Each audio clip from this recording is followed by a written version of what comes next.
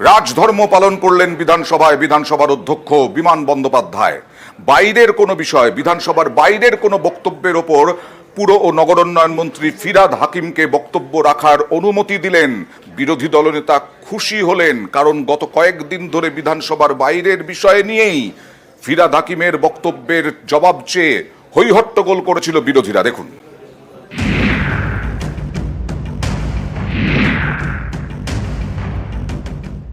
ফিরহাদ হাকিম রাজ্যের পুর ও নগর উন্নয়ন মন্ত্রী, কলকাতার মেয়র। সম্প্রতি এক অনুষ্ঠানে তার বক্তব্য নিয়ে বিতর্ক হয়। এ নিয়ে ময়দানে নামে বিজেপি। ধর্মীয় বিভাজনের অভিযোগে রাজ্যের বিভিন্ন জায়গায় বিক্ষোভ দেখায়। বিধানসভাতেও সুর চড়ায়। মন্ত্রীকে বয়কট থেকে ওয়াকআউট, কিছুই বাদ রাখেনি। বিধানসভার বাইরেও বিক্ষোভ দেখান বিজেপি বিধায়করা। বৃহস্পতিবার এই জট কাটাতে উদ্যোগী হন বিধানসভা স্পিকার বিমান বন্দ্যোপাধ্যায়। পালন করেন রাজধর্ম। বিধানসভার বাইরে করা মন্তব্য নিয়ে মন্ত্রী ফিরহাদ হাকিমকে বিধানসভায় বিবৃতি দেওয়ার নির্দেশ দেন, যা নজিরবিহীন। অধ্যক্ষের নির্দেশ মতো বৃহস্পতিবার বিধানসভায় বিবৃতি দেন মন্ত্রী ফিরহাদ হাকিম। বলেন, আমার উক্তির অপব্যাখ্যা করা হচ্ছে। আমাকে আপনারা ধর্মনিরপেক্ষ ভাবেন কি না, কোথায় ধর্মীয় সভায় কি বলেছি তা কেন ধরছেন?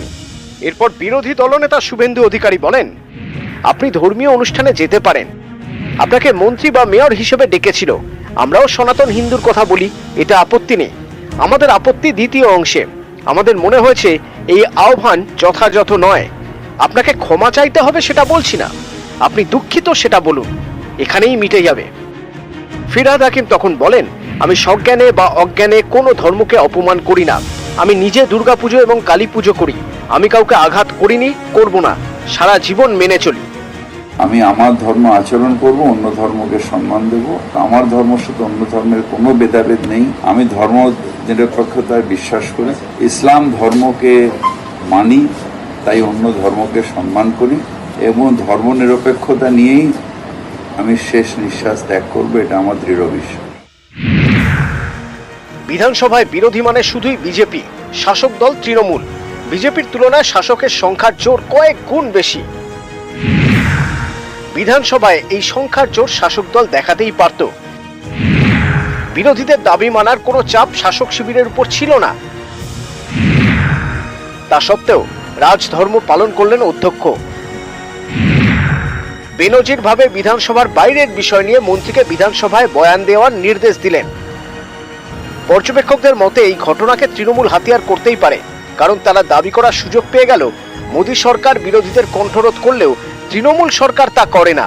তাই বেনজিরভাবে বিজেপির দাবি মেনে রাজ্যের মন্ত্রীকে বয়ান দিতে বলেছেন অধ্যক্ষ, সেটাও আবার বিধানসভার বাইরে করা মন্তব্য নিয়ে। মন্ত্রী সেই মতো বয়ানও দিয়েছেন।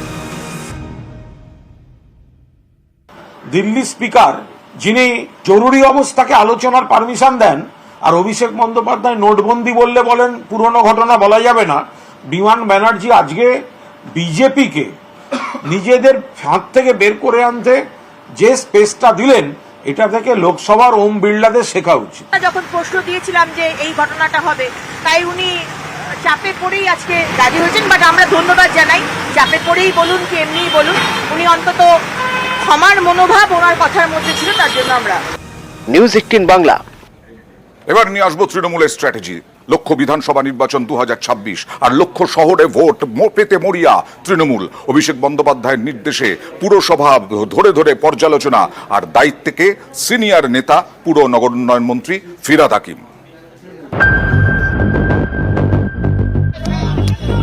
পুরসভায় যারা দায়িত্বে আছেন, পঞ্চায়েতে যারা দায়িত্বে আছেন, তাদের কর্মীদের কথা ভাবতে হবে, নিজের কথা ভাবলে চলবে না। পুরসভার নির্বাচনে আমি পুরসভার কাউন্সিলরের টিকিট পাবো, আমার ওয়ার্ড থেকে আমি জিতবো, আর লোকসভা বিধানসভায় দল প্রত্যাশিত আর আশানুরূপ ফল করবে না, আপনার বিরুদ্ধে দল ব্যবস্থা নেবে, যত বড় নেতার ছত্রছায়ায় আপনি থাকুন। গায়ে গতরে আপনি যে পরিশ্রম আপনার নির্বাচনে করেন, সেই পরিশ্রম প্রত্যেকটা নির্বাচনে করতে হবে। 21শে জুলাইয়ের মঞ্চ থেকে হুঁশিয়ারি দেন অভিষেক বন্দ্যোপাধ্যায়। সেই অনুযায়ী কাজ শুরু।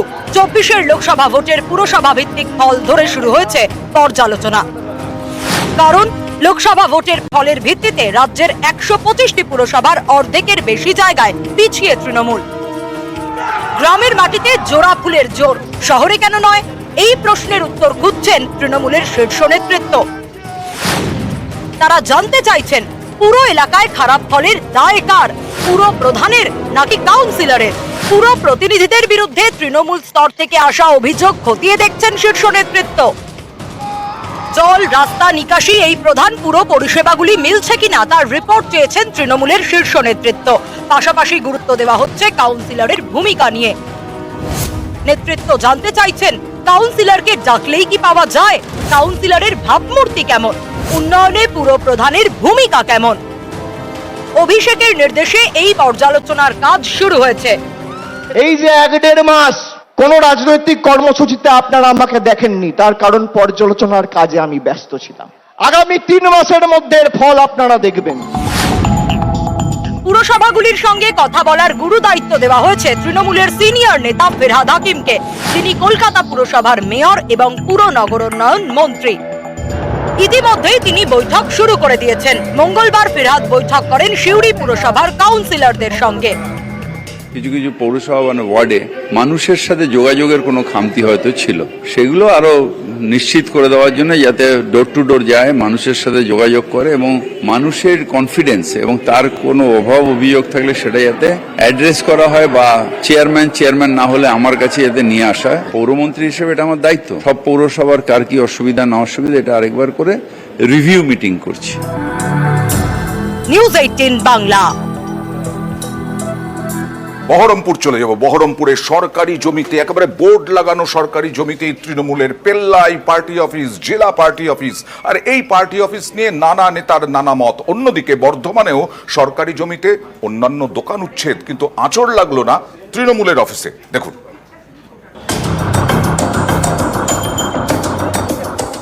বহরমপুরের টেক্সটাইল মোড়, এখানেই মুর্শিদাবাদ জেলা তৃণমূলের অফিস, সেটাও আবার সরকারি জমির উপরে।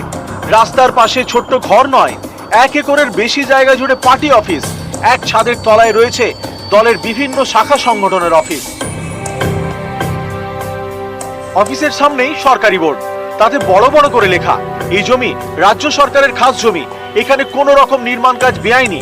তাহলে এই জমিতে তৃণমূলের এত বড় পার্টি অফিস হলো কিভাবে?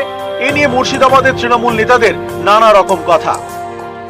ওই জমিটা সরকারি জমি, আমাদের নিজস্ব জমি তো নয়। আমি যখন ছিলাম দায়িত্বে তখন আমি ডিএমকে একটা প্রেয়ার দিয়েছিলাম থ্রু ডিএলআরও, কারণ সব দলের পার্টি অফিসগুলো সরকারি জায়গাতেই আছে, তাদেরকে টাকা নিয়েই দেওয়া হয়েছে, লিজ দেওয়া হয়েছে বা কিছু দেওয়া হয়েছে। এই জন্য আমিও চেয়েছিলাম যে একটা লিজ নিয়ে নেবো, 20 ডেসিমেল একটা জায়গা চিহ্নিতকরণ করে আমরা পাঠিয়েছি রাজ্যে, ওটাকে অ্যাপ্রুভালের জন্য ডিএম-এর মারফত। দাদা এখনো পর্যন্ত করা হলো না আর কি, আমরা পাঠিয়েছি আমাদের মতো করে।